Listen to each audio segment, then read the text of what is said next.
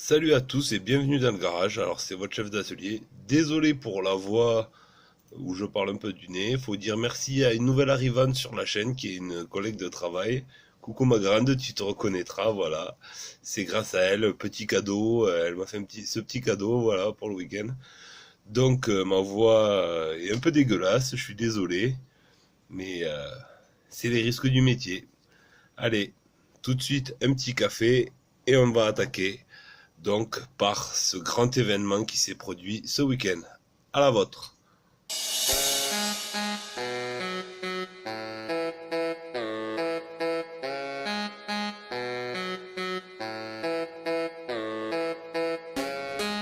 Alors, on va revenir sur la course qui avait lieu ce week-end, ce dimanche soir exactement pour nous, qui se passait à Fontana sur l'Autoclub Speedway, où on a eu la chance d'assister à la 200e victoire de Kyle Busch.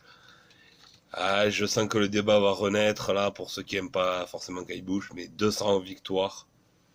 Ben, hormis Richard Petty, avant lui, personne ne l'a fait. Alors, on peut dire tout ce qu'on veut sur oui, mais c'est pas pareil parce que Richard Petty courait que dans une seule division et tout ça. Sauf que Richard Petty a fait 200 victoires sur 30 ans et Kyle Busch les a fait sur 15 ans et sur les 3 divisions. Sachant que Richard Petty faisait des courses à son époque, il y avait jusqu'à 60 courses par saison et il faisait des courses que en première division. D'ailleurs, la majorité de sa carrière s'est fait que en première division, puisque la Xfinity est arrivée en 84 et la Truck Series en 94. Donc il a pas connu, si je ne me trompe pas, il n'a pas connu la Truck Series, mais il a connu la Xfinity. Il aurait pu y courir, mais il ne l'a pas fait puisqu'il était en fin de carrière en plus, donc ça ne l'intéressait pas. Là où on peut dire que Kyle Busch est un peu en retrait, c'est sur le fait qu'il n'ait que un titre, alors que Richard Petty en a 7. Mais enfin bon, il a encore le temps, Kyle Busch. Je pense qu'il risque d'aller en ramasser d'autres. Surtout cette saison, je pense que c'est bien une saison soit pour lui, soit pour Truex, qui n'a pas encore gagné d'ailleurs, mais je le sens bien aller chercher un titre, soit lui, soit Truex, un des deux. Je pense que ça va revenir à Joe Gibbs cette année, le titre. Voilà, donc la course, comme je vous disais, se passait à Fontana, à l'Autoclub Speedway, où on a eu pardon, pour ceux qui le savent, je suis quand même, j'adore Kyle Busch, mais je suis un peu plus fan de Truex que Kyle Busch. Donc, pour ceux qui n'ont pas vu la course, petit récap.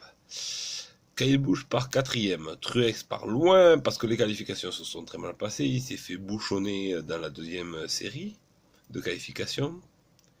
Et malheureusement, il part trop loin pour pouvoir faire un truc dès le début. Premier segment remporté par Kyle Busch. Deuxième segment remporté par Kyle Busch. Et malheureusement, Kyle Busch écope à un moment donné, au moment du changement de segment entre le segment 2 et le segment 3, écope d'une pénalité pour un excès de vitesse dans les stands. Tout comme son coéquipier Hamlin d'ailleurs. Et ouais.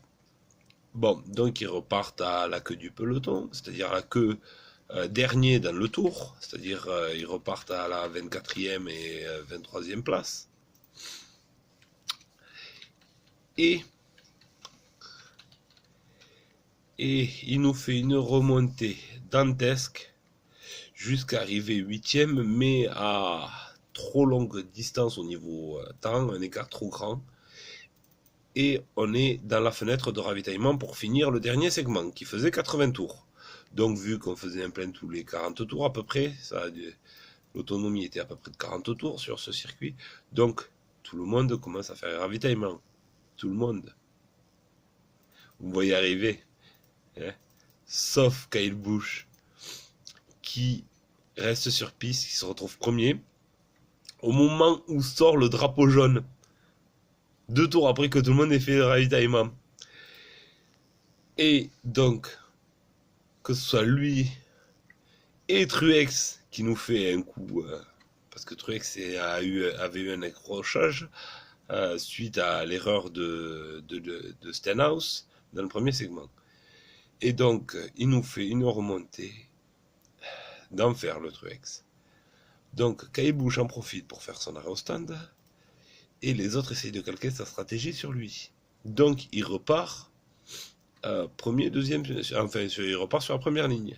Donc, il repart, et là, miracle.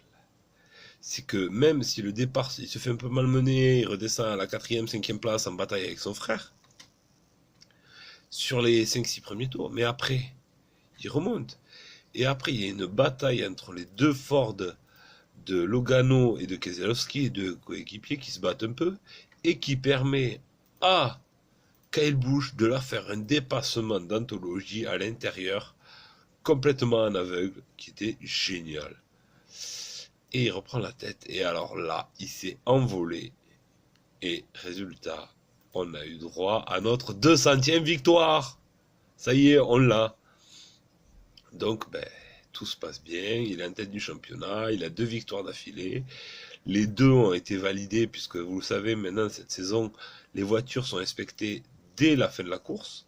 C'est plus comme avant, où il fallait attendre 3-4 jours pour être sûr, puisque les voitures étaient ramenées au QG de la NASCAR. Maintenant, les voitures sont contrôlées, si elles sont bien conformes, à la fin de la course, dans l'heure et demie suivante. Donc, il n'y a pas de doute. Voilà. Donc, 2 victoires, c'est sûr qu'il sera en play-off. Le classement est quand même pas mal, puisqu'on a un sacré, remontée des pilotes de la Joe Gibbs qui se replacent bien dans le classement général, même si pour l'instant Truex et Jones n'ont pas de victoire, mais ils sont bien placés, ils font partie des meilleurs, ils ont même plus de points que certains pilotes qui ont déjà des victoires, hein. Ça fait que on n'a pas trop de soucis à se faire. Et voilà, donc c'était la 200e pour fêter ça. Je suis désolé pour le retard pour les autres vidéos, les enfants, mais avec, comme je vous ai expliqué en vidéo de début de saison, avec mon travail maintenant, c'est un peu compliqué de vous en faire tous les dimanches ou tous les lundis.